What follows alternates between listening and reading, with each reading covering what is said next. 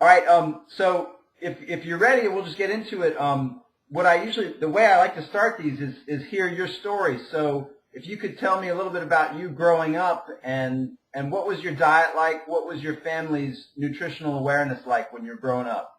Okay, wow. That's an interesting story to tell for sure.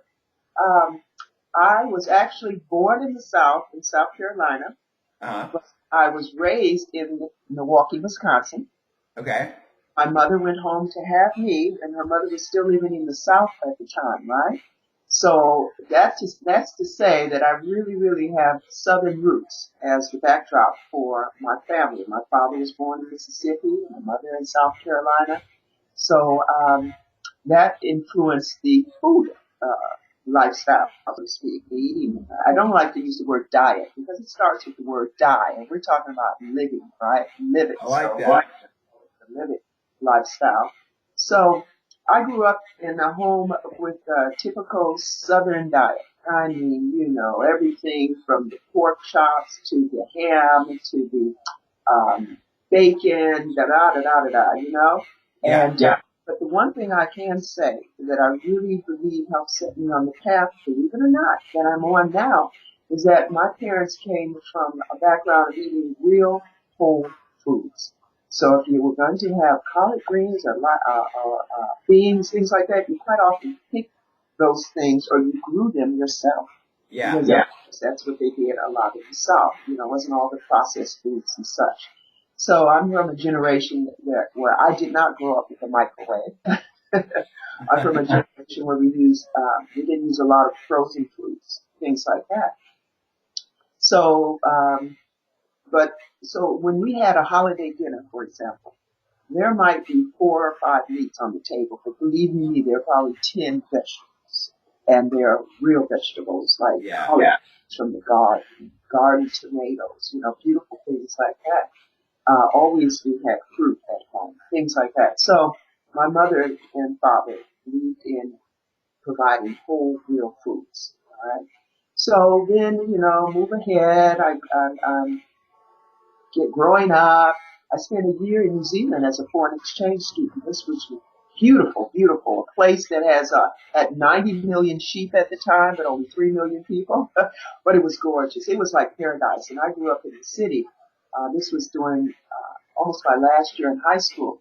So I'm like, people live like this? It was so That's fun. interesting. What drew you to New Zealand? It was the luck of the draw. I mentioned to a chemistry teacher I had in high school. I said, "Oh, I'd love to travel." And of course, by this time, I had not traveled much because my parents didn't have the means for us to take, exotic or long vacations, things like that. So I was just saying that to her. Lord, and she says, "Do you really mean that?" I said, "Oh, yeah, I'd love to travel."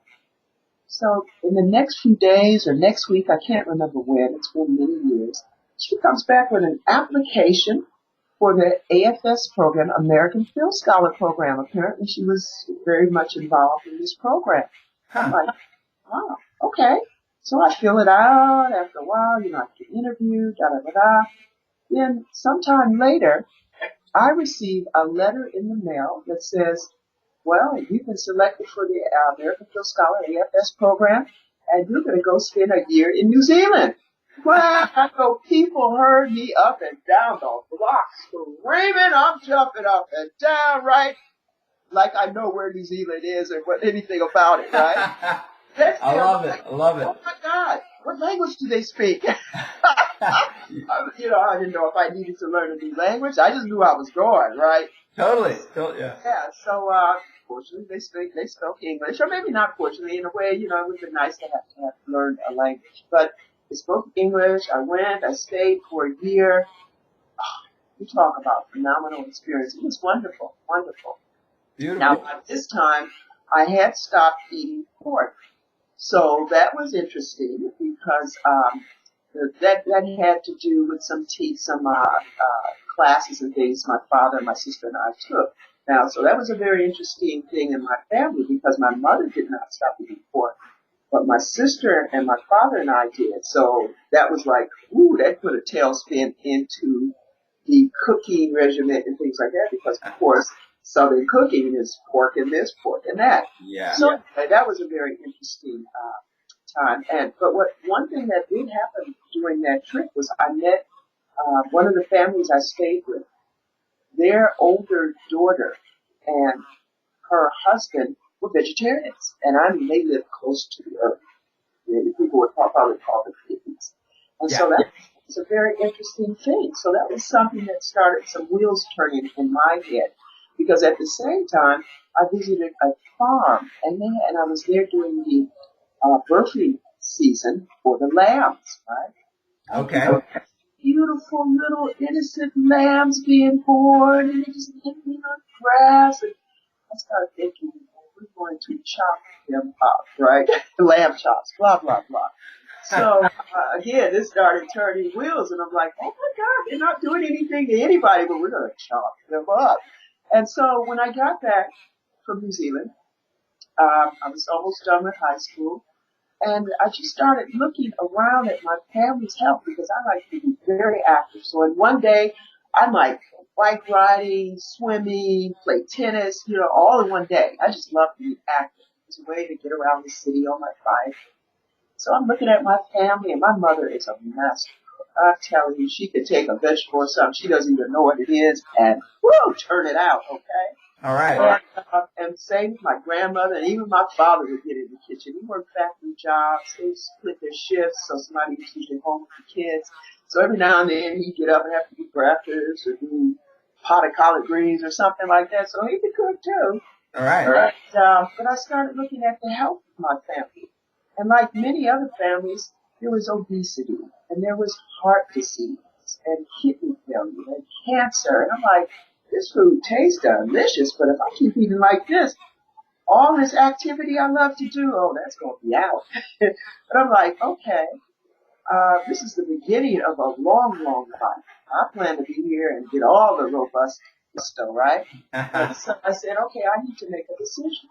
Am I going to keep it, quote unquote, enjoy this food, or am I going to live a life where I can have joy and health and therefore reach to be my best me, And well, so you know what, sister, what interests me about that is that you knew immediately or intuitively that it was these foods that were causing people illness. So a lot of people never make that connection, but for you it was like right off.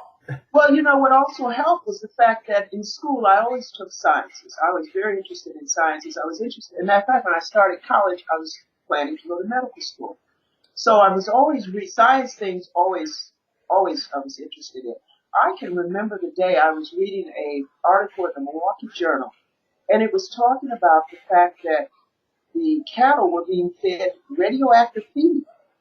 And I'm like, I'm taking chemistry classes and things like that. I'm like, well, and I can remember when cancer came on the scene. Yeah. You know what? I can remember before anybody started talking about cancer every day, 24/7. I can remember that time.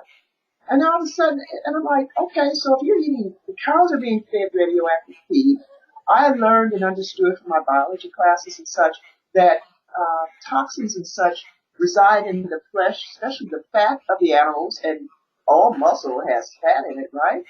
I'm like, it's not going to be when you get, if you get sick, it's going to be when you get sick.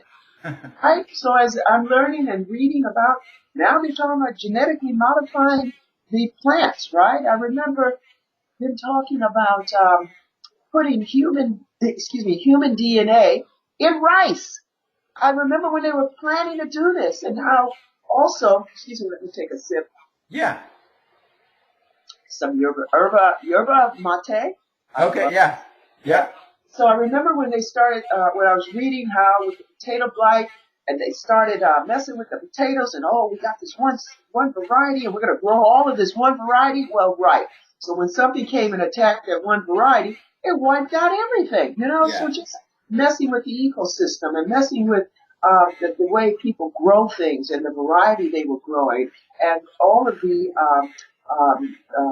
air pollution and water pollution. I thought, people are crazy because these people who are making money, you and your children have to breathe this air you're jacking up. And you got to drink this water that's being adult trading and such. So all of these things were just like my mind's going and putting all these things together and then looking at the health of my family. I was like, oh no, not me. No, I've got to make a change. And of course I didn't have any children then. And I thought, well, if I ever have children, I want to be able to show them a better path. So it was a lot of things coming together. And then also this thing about this feeling like we don't have to eat these animals. They're not doing anything to us, and they're important to the ecosystem, right? You go and you take one thing out of the system, and you flip and mess up the whole system. You go and you eradicate certain bugs. Now you start messing with the food chain. Or you go and you eat this particular large animal, not only are you going to get jacked up because it has all these toxins that reside in its flesh, but now you unbalance that ecosystem, right? Right. So it was a lot of things. And having a science background really helped in helping me to put things together. All right. Let me ask you, you had mentioned prior to this awareness dawning, you had given up pork. And was that decision kind of a spiritually motivated decision, or was it just, what was behind that? It was. My father had a friend who was a Seventh-day Adventist. And so we had these, we started having these Bible sessions. He would come over, we'd just sit around the dining table, and we would just read these things. And then so we came to this part in the Bible where it talked about, swine. And I was like, wow, that sounds kind of scary, because right now I'm maybe about 11 years old or something. And I'm like, oh, okay, that sounds like something I need to avoid, right? Because to me, life's about balance. Even growing up young, you start to see that you just can't do anything and everything to your body. And so thinking about balance, okay, well, it's not a problem if I avoid that thing because there's a zillion other things to eat. I even tell people that now. You got an allergy to something doesn't agree with your body, heck, you got a zillion other things that you can replace it with, right? Yeah. Maybe it's just till you figure out what's going on, or you just have to take it off your list of things you eat. Don't worry. If it's orange, there's 100 zillion other orange things you can replace it with. If it's yellow, the same thing. Beautiful. So, so the thing with the pork, that was the kind, and I'm not a quote unquote religious person. I call myself a very spiritual person, a very healing person. And so I'm not adherent to any one religion. I'm looking for truth. I want truth because that's what stands forever. I like it. All right. So at 11, you give up pork, and then later on, would you say, at what age did you have this dawning awareness? Well, I guess it was in New Zealand. You saw these lambs getting slaughtered, and you're like, I don't know that I want to participate in that. So did you become vegetarian in New Zealand, or when you came back to the States? No, it wasn't right away, and probably early in college. I made the total decision, and even before that, you just start having these feelings. So I can remember when I was probably about 12 years old. My father used to take us fishing when we were young. Yeah. And oh, what a joy and a treat that was, because the family was together. We'd leave town. We'd just drive a couple hours away to another lake, because we lived on Lake Michigan, of course. Milwaukee's on Lake Michigan. Mm. And it was just so much fun. And he'd yank these fish out of there, so how exciting. Oh, I caught something there, Right. But then I remember getting a little older and starting to have to clean the fish and chop off the head and thing. And I'm like, oh my gosh. And the fish would still be alive and they're gasping for air. So of course, like I say, at that time I didn't stop, but I was starting to have these feelings like, oh, this doesn't feel so good. Or when, starting to pluck the feathers out of a chicken, just the remaining little feather heads, because in the store, my mother wasn't buying chickens with all the feathers, right? But you have to clean them up before you cook them. Yeah. And just starting to feel like, this is flesh. I've got flesh. And you talk about a chicken having a leg. My God, I've got a leg. You know what I'm saying? That's right. So all of these things just start to accumulate. And I love how you say dawning, because that's this waking up thing. I love that terminology. Yeah. So, early in college, because, now you're out, you're meeting different folks, and you're learning all these things about, philosophy in school, your freshman classes. And I just started putting things together and saying, I can change. I can make this change for me. It starts with me. If I don't want to um, accept the eating style of my family, it's not that I'm rejecting my family. It's rejecting something I think that's not good for me, and maybe it'll help be a role model for them. Because again, I know I'm not alone. All these health ailments and such, we see everybody's family has them. That's why all the hospitals are full. So I started saying that, yeah, I'm going to make some changes. I want to live a different lifestyle that's going to put more life into my lifestyle versus more style. People are so focused on putting so much style into their life. Where are you concerned about the life and the lifestyle, right? I love it. Love it. All right. So, and I love what you just said there was, this is not about me castigating or criticizing my family. It's like finding the healthiest thing for me, and if I can be an example, I will. But I'm not going to use this as some kind of wall to separate myself from my family. I love that. Exactly. So tell me a little bit about what did happen when you started to apply these principles. First of all, I guess, did you notice any health benefits? I guess I should first ask you, when you first transitioned away from meat, were you still eating like cooked vegetarian food and like what degree were you eating raw? How much cooked? Was that an issue at all? And dairy as well. Yes. So I have learned through the years, and this took me some years into being what I thought was vegetarian, that cheese is not a vegetable. An egg is not a vegetable, right? So dairy milk is not from vegetation, okay? But it's taken years for me to elevate and learn that. Again, I'm almost 60, so I have No been way. No yes. way are you. No way. So Unbelievable. well, thank you. But so those are some of the things that I do notice that I'm seeing in my family. I'm aging so much differently than the rest of my family. Yeah. I feel good. I'm not on medications, right? I don't worry about having to go for a checkup because I know I'm keeping my immune system up and I'm feeling good and I'm full of energy, right? Yeah. So when I transitioned, I said, okay, I'm going to do this in a stepwise process, right? So I'm going to give up beef first. I'm going to give up red meat first.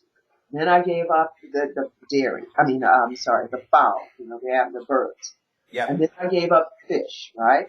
And so many years, and then by this time now, I'm married. I have children. And so as I raised them, I was, eggs, we don't have to kill the animal. Dairy, we don't have to kill the animal. So for so many years, I thought, well, that's cool, right? And of course, I'm dealing with my family who's saying, like, when I was ready to have my first daughter, my maternal grandmother was still alive. She was like, you can't not feed that girl meat. They were so concerned that the children were going to be nutritionally, deficient. And, I was like, so my first daughter was born. She's not getting meat, whatever. No ear aches, no ear infections, all those things people. And I nursed her too, which was pretty weird to the younger generation that I was a part of. The older ones from the South, they knew it was good, but they were still not used to seeing people do it because, hey, we live in the city. I'm not going to go around, blah, blah, nursing the child. But again, with my science and stuff, I knew that was the best food. That's why it shows up. It's good for the you. time. Good for you, sister. Let me ask you, since you mentioned that, how long did you breastfeed your kids? Was it like 6 months, a year, something like that, or? It varied for each child because I was working full time. I was a university librarian, so I'm trying to get tenure or what's called continuing status for the librarians. So with each child, the shortest amount of time was probably 10 months, maybe the longest was closer to a year. So I definitely went well over the 6 and 9 months. I had this thing of, okay, well, if they're in the womb at least 9 months, maybe, I think one of my sons, the sons might have hung out for maybe closer to 10 months, but, so I've tried to make sure that as long as I carried them, I made sure to at least nurse them. So all of them were, I'd say, past 10 months at least. That's awesome. That's awesome. And did you find that, they naturally, at about that time, started wanting more solid food? I won't say naturally because they all Okay. want to hang on, right? But Yeah. yeah. So, um, I introduced, cereal, things like that slowly. Again, I've elevated. I've learned a lot more about foods and what would be better to, transition the child and things like that. Right now, I'm very much into coconut water and coconut. And so Yeah. I actually, uh, I had a friend here, matter of fact, and she needed to, start giving the baby something other than the mother's milk because the mother was just like, I can't do it any longer. Yeah. So we came up with a formula, and we'll be marketing that as soon as we can get Oh, everything. fantastic. Yeah. Fantastic. So I know that people are looking for other things because, come on now, these powders in the can, woo, they are just not on time formulas, really. They don't have all the nutrition. They've got chemicals in them that people don't need. And we don't have to do that. We've got refrigeration, so you can really freeze really good formulas for babies and skip all the chemicals. They're already born. Babies, I'm sure you're aware of this, are already born with over 200 chemicals in their body. They've actually withdrawn blood from I guess from these newborns and finding out that they're already packed with chemicals. That's how much Wow. chemical world we live in. And they don't deserve that. We need to try No. and give the strongest immune system and such when they get here to give them the best chance to avoid a lot of these things that are going on. Absolutely. Absolutely. Okay. Let me ask you, Sister. Oh, and I should say for the audience, let's tell the audience your full name, which is Oh, uh, Sistah Modupe. Is that correct? perfect. Perfect. You Okay. got it. You must have been listening to me pronounce it. Well, I was watching a little bit this morning, and I love some of the stuff you're doing. Can you tell for the audience? Tell us some of the websites they can find you, and any books you want to refer them to. Go ahead and just run through the list there. All right. Yeah. I guess I never said I'm Sistah Modupe. And this is a given name, my name for my business and things like that. I'm Sistah Modupe, Raw Vegan Soul Food on Facebook. I'm Sistah Modupe, Raw Vegan Soul Food Show on the internet TV, and you can find my channel on YouTube, Sistah Modupe, and Sister is spelled Sistah, so I just make people have a flair, and it's very interesting to watch people because Americans are so used to only speaking one language or using, business grammar and things like that. We need to loosen up a little bit. So when they say my name, they've got to say sister, So it's fun and it's a way to connect with people. It's almost that way to bring down some walls. Like when people enter your home, you want them to take off their shoes. It's kind of a way to just start getting people to relax and be on the same level, right? I So love it. Love it. yeah, so I'm working on a raw food prep book. I don't want to say cookbook, but prep book. And the whole philosophy behind my Facebook page and my show is that we want to feed ourselves on every chakra level, every dimension. And remember, we're 360 degrees. We've got emotions that need to be fed properly. We've got an intellect that needs to be fed properly. We have a physical body that is our vehicle here because people do need to remember we're not these bodies. We're not these bodies. So whatever you look like, whatever condition you may be in, it's not the beginning and end to you because we're spirits, we're lights, we're souls. And so this is just like our car we drive around in while we're here for this experience. And so the show, the Facebook page is about feeding ourselves on every level. So on the Facebook page, on the Sistah Modupe Raw Vegan Soul Food Show, we're talking about all kinds of things. We're talking about spirituality. We're talking about food. We're talking about co-ops. I'm going to have a dentist on to talk about natural dentistry. Who else have I had on the show? I've had a man on talking about how he started his business, a natural food store, talking about iridology. So we talk about healing modalities. We talk about, yoga, we talk about everything it takes for us to stay healthy and to elevate and expand. And that means you've got to take care of yourself on every level, not just about what you put in your mouth, But even what you put on your body, I just had the guys who started Soapberry, Soapberri, two young guys, and in Taiwan, I guess these trees grow with these berries that will suds up. And what's more natural for putting on the body, and think about on a baby's skin. You don't want to put anything that is not just pure, natural, unadulterated. And if you can avoid to even heat it to make it as a product, that's even cool. Because remember now, that's all those enzymes. Our body absorbs anything with a molecule small enough to enter it. So a lot of these soaps and detergents that are manufactured, they got all these chemicals and stuff in them that will and do enter the body through the skin. Yeah. So again, the show, the Facebook page is about nourishing the body, the mind, the spirit, the intellect, all of it. All of it. We're going to talk about all of it because we're these beautiful, limitless beings. And so we have to nourish ourselves on all these limitless planes. I love it. I love it. All right. Now let me take you back to your kind of chronology, if you will. So it sounds like you started having kids and you were a vegetarian by that time. Yes. And then it sounds like maybe as your kids were growing up, you gradually started dropping the dairy and the eggs. And I wonder, I know this is kind of a long trajectory for you, but can you tell the audience a little bit about what happened for you physically in terms of health as you shifted from eating animal products to getting rid of meat? How did that benefit you? And then as you gave up dairy products and eggs, how did that benefit you? And just tell us a little bit about that. Okay. So as I gave up the meat, I was noticing that I didn't have digestive issues that I had when I was eating meat. You know, things like constipation. Let's be honest here, meat has no fiber to help itself through your body. So things like constipation, things like stomach aches, you know, things like that. I've noticed, you know, not needing antacids, you know, for heartburn, all of those things because I learned the science of eating. People eat every day, 24/7, some people, and they don't understand the science of eating. So I used to get heartburn, and I didn't realize that I was drinking while I was eating, and this was causing my food not to digest properly, and so I was having this acid, and actually I found out it's not even acid.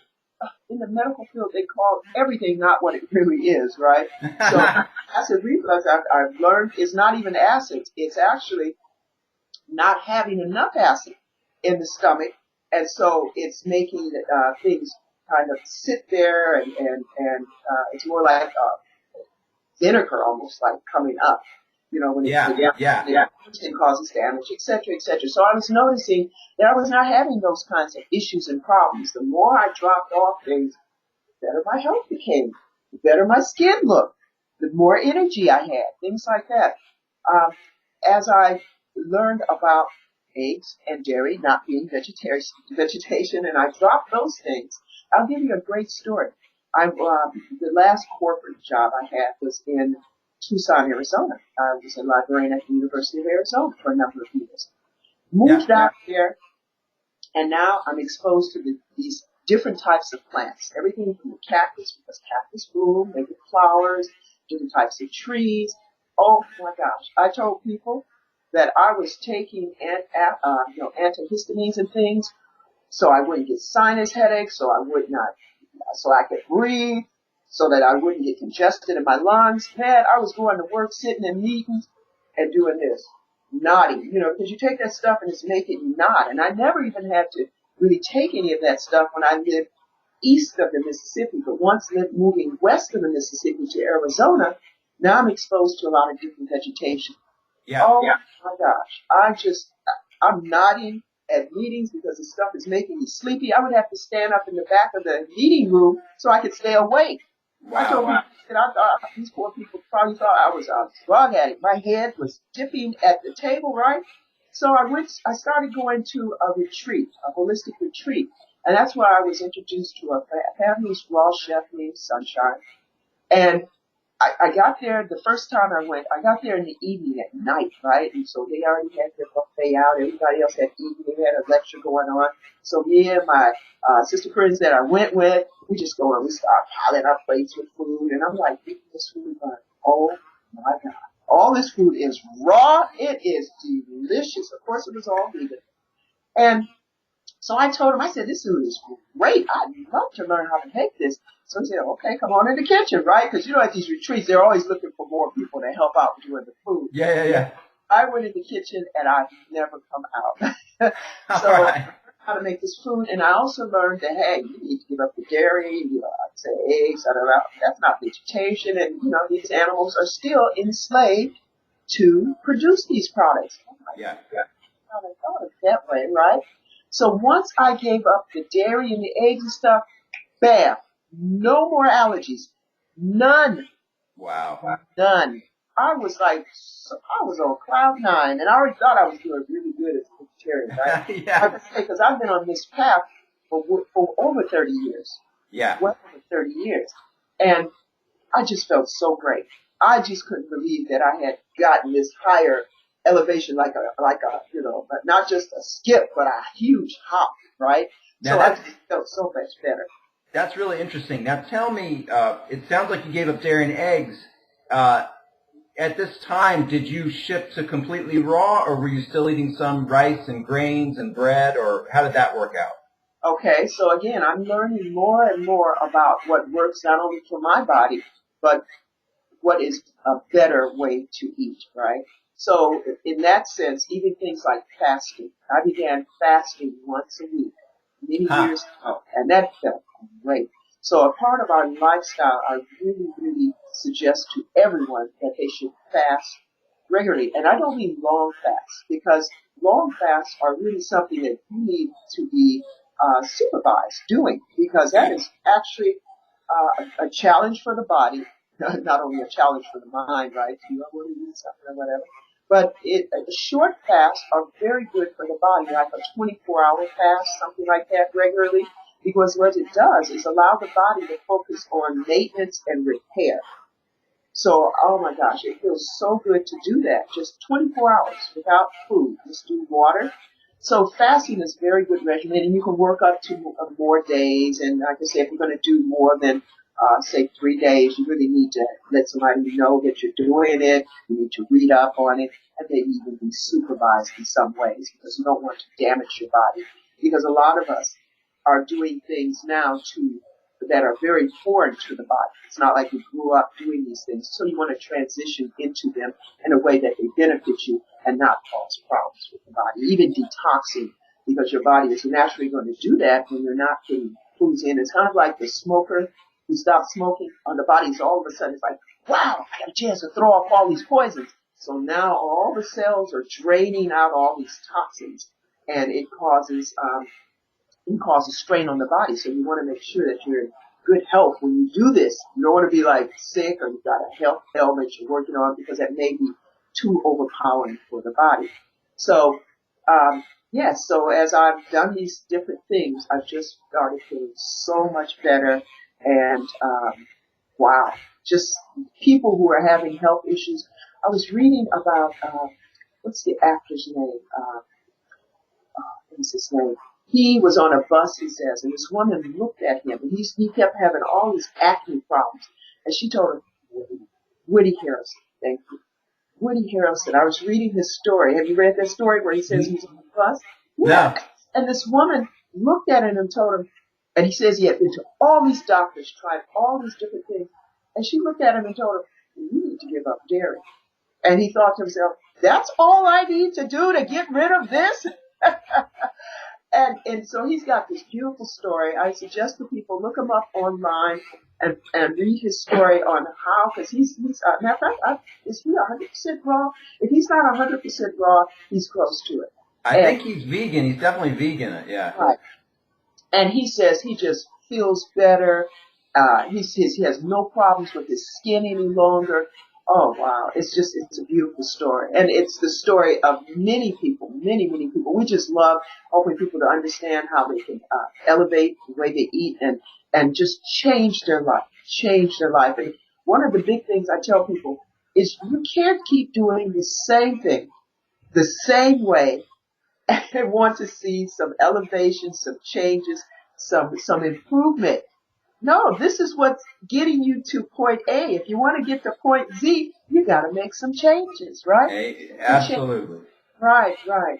So, yeah. So, Okay, beautiful. Yeah. So the next thing I was going to ask you, let's see, this transitioning to completely raw. So can you characterize for us now what your regime is like? Are you like 100? Are you strictly 100% raw? Do you will you sometimes, like, let's say you go to a relative's house and they have some rice and beans or something? Would you eat that, or are you kind of strictly, you try and stay strictly to raw? What's your take on that? okay. So I do 100% raw part of the year. Okay. So there may be times, especially when it's hot and in the summertime, I don't want to see anything cooked, because when I do eat something cooked, I notice right away I'm sleepy. I don't have the energy, weight gain. My skin is not as clear, things like that. So I try to keep cooked foods to a minimum. Okay.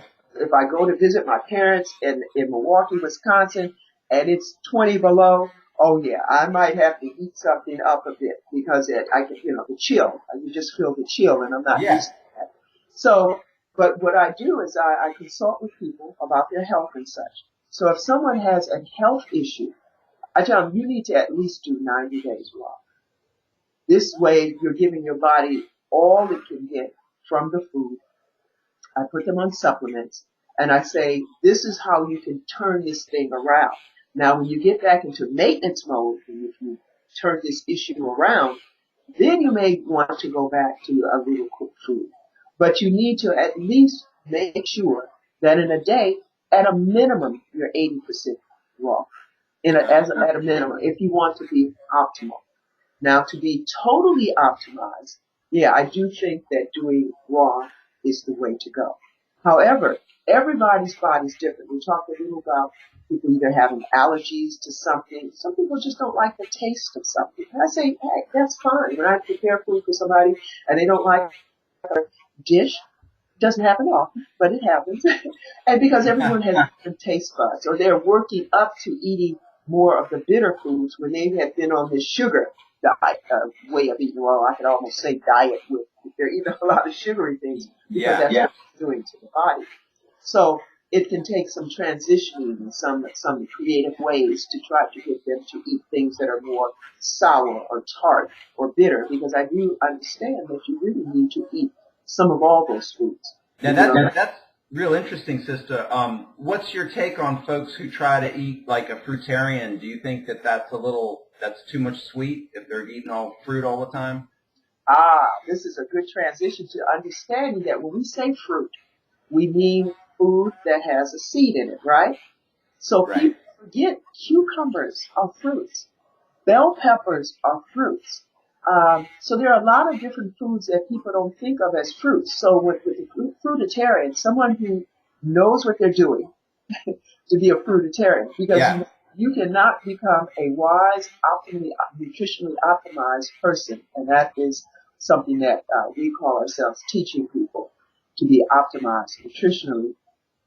You can't sit around eating bananas, pineapples, and mangoes.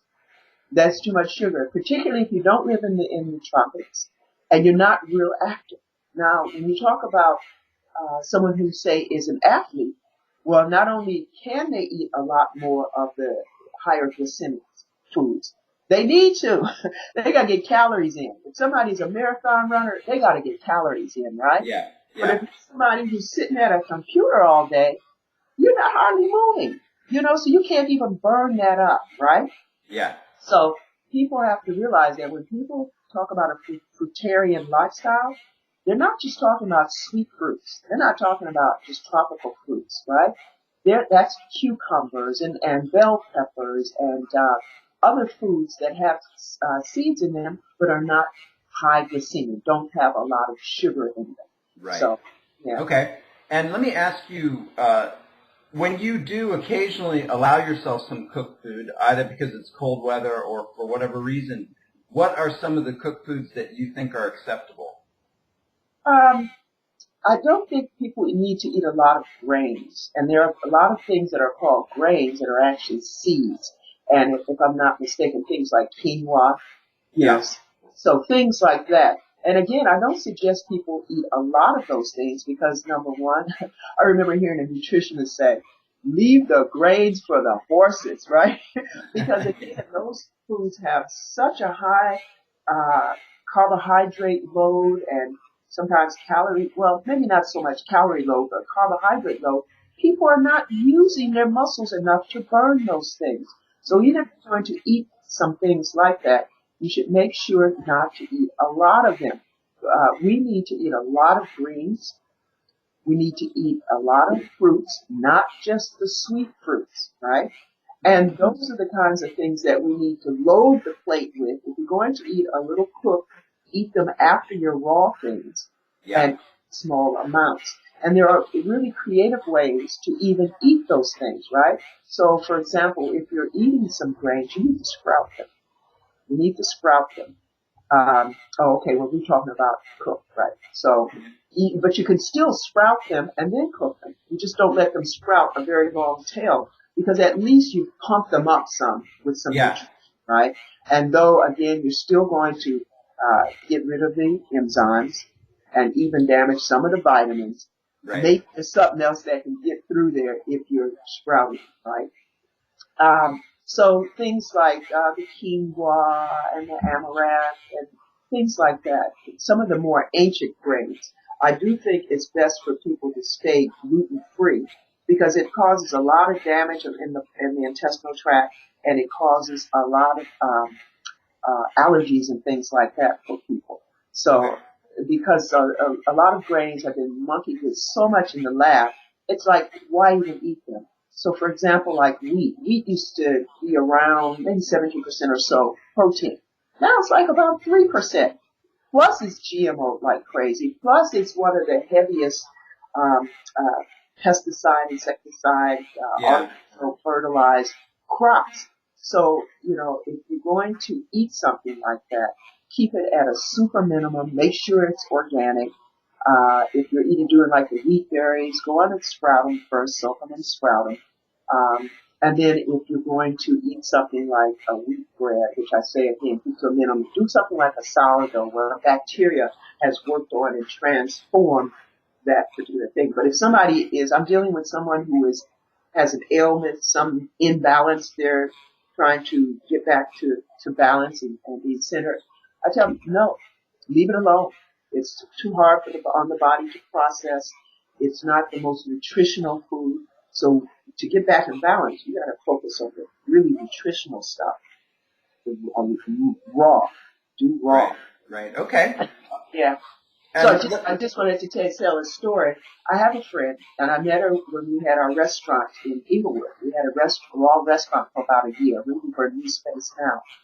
And it was called Lil Eden, Lil Eden. all Okay. right. And the people in the community were so happy. You'd have people come in every day talking, oh, I can't believe this is in our community. Because this is more of a minority community, right? Yeah. Black people, brown people. And Yeah. they'd say, to find raw food, because that's what I serve, raw food, they'd have to go to West Hollywood, North Hollywood, Santa Monica, da da da. So they were just so happy.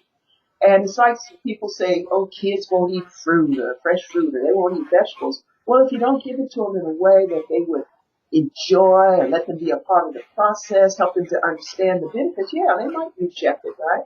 Uh, so people were interested in either getting off medication, avoiding going on medication. I was busy, really busy with consulting with people because people had weight issues and they had heard of the promises of, doing raw food. So I had this one woman come in. She had acne just horrible. She had, a lot of makeup on so that to cover that. And for years she had been trying to find a way to deal with this acne. She also, her doctor wanted to put her on a cholesterol drug, and she's like, I don't want to do this. I don't want to do this. So no, it was her high blood pressure. That was it. High Okay. blood pressure. So she came in and she started doing the raw food. And so I do a meal plan for her, and that's all she would eat. And not only did it just cause all this cleansing She went back to the doctor, and she said that the nurse who was checking her blood pressure, the nurse comes in, does this thing, and then they bring the doctor in later. Yeah. She said the nurse took her blood pressure after she had been on the raw food regimen and looked at her and went to get the doctor. She told the doctor, come in and see this. Her blood pressure had dropped like 30 points. Wow. 30 points. After how much time, sister? This took less than 2 weeks. Wow. Now the same woman just came to me again. She said the doctor wants to put her on high blood pressure medication again. So she said, you are the only one who has been able to help me drop my blood pressure without going on drugs. So we did the raw food again. This time it was a week. She just called me the other day and told me, I wrote down the numbers. I can't find them right now. But her blood pressure dropped again about 30 points. She said, it's so amazing that you could do it that fast. And then, and also, I think too, there's like all kinds of other aspects of the body that are being healed. That the high blood pressure is the most obvious that the medical profession is treating, but there's probably all kinds of other things that are improving as well. Exactly, because her skin. This is the other thing. So her acne just went, oh my gosh, it almost totally disappeared. So she knows what she's doing. When I consult with people and we start talking, I say, well, what's your lifestyle like? Everything from how you eat, how much stress you're under, da. And they'll start going like, well, I do this, but I know I shouldn't. And I do that. And I know I should do this. And I'm just, after a while, all I have to do is sit back and listen. I said, you've got all the answers. You know what you should and shouldn't be doing. So she knows she's eating. She just falls off the wagon. And I'm just the way to help her back up on the wagon. So. Well, now this is a whole huge topic, sister, and maybe you can shed some light on it. So this is a gal. Tell me if I got this right. She's the same lady. You sent her in once after 2 weeks. She gets her blood pressure down. Then it goes back up. She comes back to you, and it goes down again. So why is it that it seems people have such difficulty sticking to these things? I mean, is it family, culture, habit? Why does it seem like it's so slow for society to understand the value of this diet that obviously, you've seen the benefits, what it works. To what do you address this fact that we can't, it seems challenging to get this truth out there and get it applied in a broad scale? Well, it's all those things you mentioned. It's advertising, it's smelling things like me and you, we're going down the street driving, me and my husband are driving, and we smell, you go past one of these fast food chains, you smell all this grease, and it's like, okay, they just dropped something in the fryer, and we're going like, roll up the windows, don't want to smell this. Well, other people are in the habit of associating that with feel good, deliciousness, etc. So it's a lot of habit, right? Yeah. It's culture in that people sit down at a Thanksgiving dinner, right? And they're just used to those kinds of foods, those kinds of flavors. They associate it with family and good times and things like that. So it's habit, it's culture, it's being, like I say, bombarded constantly. Like women's magazines. I heard this person analyzing women's magazines, and they say on this front of every issue, there's a thing about the newest diet and the most decadent chocolate chip cookie, brownie, cake recipe. That's a formula. So there's a lot of manipulation of the mind and emotions that surround food, right? We eat with our eyes first. We eat with our nose first, and so that's why when I talk about raw vegan soul food, which is we started this, that's our genre, brand new, because people have to realize you do need to feed the body, you need to feed the soul, but it's got to taste good, okay? That's what right. A lot of people when they go to raw food restaurants is that it's bland. And I go to, I'm not going to say the name of this really big retailer that has a lot of different foods from all over the world and all these spices and herbs.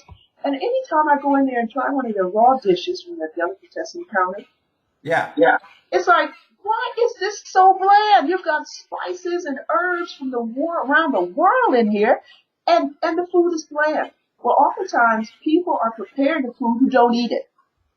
And so they just think, well, let me put some raw this together, put it on sauce on it, and it just doesn't have that wow factor. And food, it really needs to have a wow factor, a wow, healthy deliciousness factor. So that's raw vegan soul food. And I learned this, I'm standing on the shoulders of giants. My mother, my grandmother, my father, my aunties, the person, Brother Sunshine, who I've worked with in the kitchen. Food needs to be flavorful. It needs to be beautiful, because this is our communion with nature. It's our communion with whatever created and put us here, et cetera, right? We have to eat a few times a day. Well, some people eat one time a day, but it needs to taste delicious and look good, right? So That's it's right. a delicious nutritiousness, a nutritious deliciousness, right? So food is important. It's a time to have joy. So it shouldn't be boring. If we're going to do raw food, it can be gorgeous and delicious and nutritious. That's what I'm talking about. Beautiful, beautiful. Let's see. I was curious. Are you familiar with Atlanta, Georgia at all? Yes. Mm-hmm. Do you know there's a soul vegetarian restaurant there? Yes. I actually worked with some of the women in the kitchen there when I was pregnant with my second daughter, so this is many years ago. Oh my gosh, 30 years ago.